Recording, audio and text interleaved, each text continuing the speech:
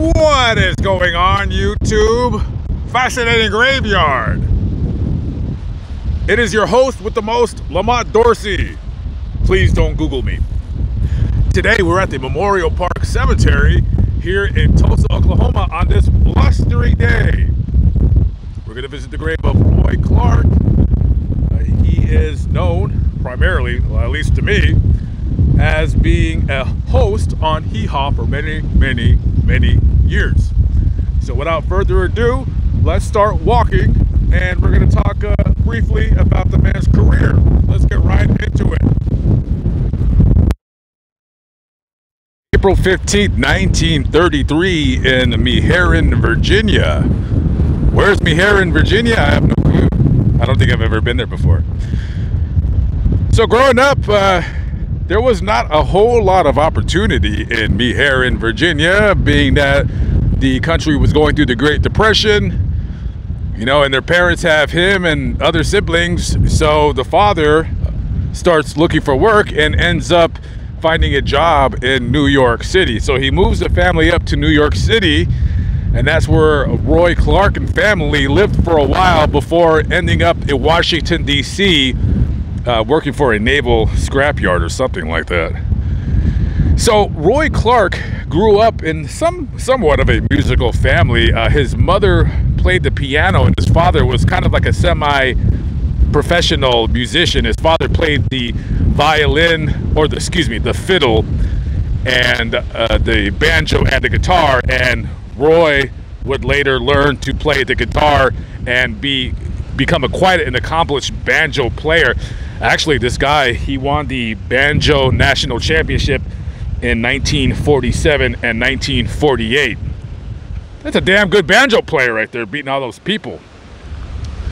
So, Roy wasn't really a comedian as far as I know, but he did have a sense of humor, and he had to have a sense of humor because when you grow up in a family that loves country music and you live in Washington, D.C., you're not going to really vibe with the kids of that school. So sometimes they would goof on him and pick on him, maybe for the clothes that he wore, or, you know, him talking about the latest, greatest country music albums that nobody even knew what the hell he was talking about.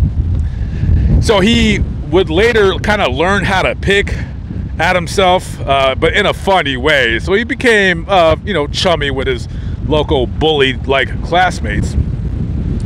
So later on, this guy is becoming more and more of an accomplished guitar / banjo player, and he starts, you know, getting local jobs, local gigs, working with bands in and around the Washington, D.C. / Virginia area. So his big break came in 1954 when Jimmy Dean, like, you know, the guy that makes the sausage, well, I'm ashamed to say this, guys. I'm not going to lie. I only knew Jimmy Dean because of the sausage. I didn't know he was a country music singer. I know. I'm sorry. So Jimmy Dean, he had a band called the Texas Wildcats. And he asked Roy Clark, because I guess he heard of him playing in bands and playing, you know, he played like country music fairs and stuff like that. And he said, hey, I need a guitar player for my band. And Roy was like, well, sure, why not? So he was with his band for a couple years, and then he fired him in 1956 because he was tired of Roy being late all the time. So he fires him, and so Roy's like, okay, well, you know, I'm done with school. You know, there is no more college. I'm not going to go to college. What am I going to do? So he would later move to Las Vegas, where he got a job working with this band leader / comedian named Hank Penny. So he lives in Las Vegas for a while, and he also worked with a singer by the name of Wanda Jackson. I've never heard of her, but I should go look her up after I'm done with this story, but her name just popped into my head right now.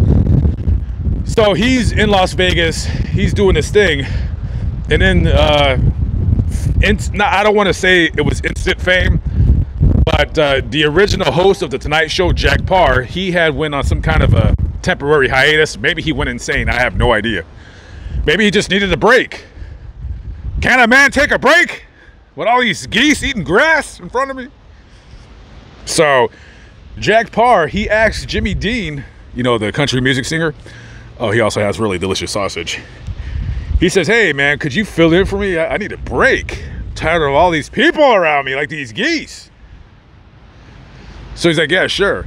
And Jimmy Dean, he remembered that kid that he fired a few years back. What was his name again? Roy Clark? I think so. I think his name was Roy Clark. So he says, hey, you wanna come on the show and maybe you know, sing? So Roy Clark, he sang a couple songs, and he was a hit, you know. And one of his first celebrity / Hollywood jobs came from the Beverly Hillbillies. He has some kind of a recurring character role on there where he would play some character and then he would later dress up as a woman and play the character's mother or something like that. So he did that for a while. He got a spot on the Jackie Gleason show. So let's talk about what really made him famous, and that was Hee Haw. Now listen guys, I'm not gonna lie to you. I was not really a fan of Hee Haw because I didn't get the humor. But Hee Haw was originally, it wasn't supposed to be a television show. They basically made it as a 1-hour television special just to kind of see what kind of buzz it would get if anybody talked about it. And so Hee Haw came on CBS. I think it first aired as the 1-hour special in the early 60s, maybe 1961, could have been 1963, I'm not sure. And it was well received by people, but critics slammed the show because they thought it was stupid. You know, you have like these hicks going around telling like these like quick 30-second, 1-minute jokes or whatever, and then you would have like a musical act, and it was kind of like a variety show.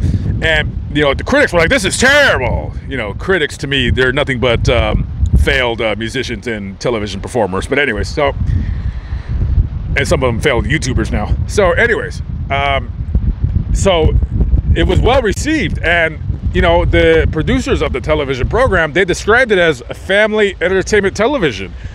And once the word got out that this was a family show, it became an immediate hit. And Hee Haw was on television from, I want to say, maybe the 1-hour special came out in 1963. I don't know why I got 1963 in my head, but the first episode started getting put on television in 1969, and I think they ran all the way to like 1993. And Roy Clark was the host of Hee Haw, and like I said earlier, Hee Haw was like, it was like these 1-minute little skits of people saying jokes, and they would go from scene to scene to scene. So I remember there was like a corn husk, like some kind of row of corn, and then the guys would tell jokes, and then there'd be another scene, and then Hee Haw, they would have like these really pretty girls coming on there, like scantily clad or whatever. So it really was a, you know, it was a television show that you could plop your kids down with you, and you could enjoy the jokes because it was, you know, it was really geared towards, you know, when you have the sexy girls in there, it's kind of geared towards men, but women watched it too because it was funny, so everybody loved it.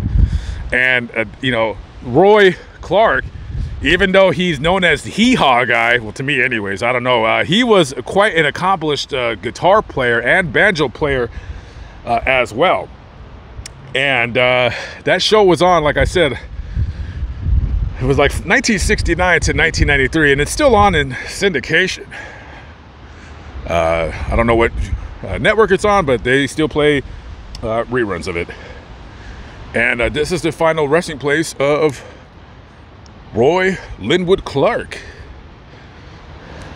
He died in Tulsa on November 15th, 2018. That is a beautiful stone.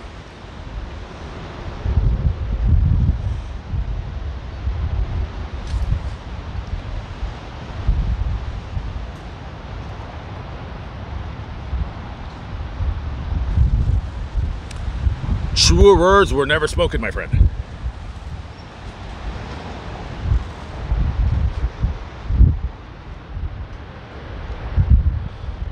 And there's his son, Dr. Michael Meyer Clark. So, yeah. I didn't know this guy had such an interesting background in music. I thought he was just a Hee Haw guy. I thought he was just a guy with a guitar. So, rest in peace to both father and son, Michael and Roy Clark. Okay, that was just a quick little synopsis of his life and his career. Okay, guys, I am out of here. I gotta get going. I gotta hit the road. I'm going south. Please don't run me over. Please don't run me over. So I'm going down to Ok. It's about 45 minutes down. I got a story from my other channel to do. I'll give you guys a sneak peek if you want to go check it out. This guy was murdered down in Coweta, and it's really a ridiculous story. And I'm waiting on some stuff to come in so I can kind of do it. So I'm not sure if I can get that video out, but a ridiculous murder story.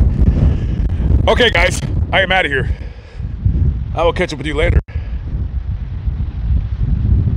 Oh, by the way, on my other channel, I did a story. I don't know what video's coming out first, but I did a story about the Alamos, or the Alamos, the religious weird cult figures. They're actually buried in that mausoleum right there. Okay, I'm out of here.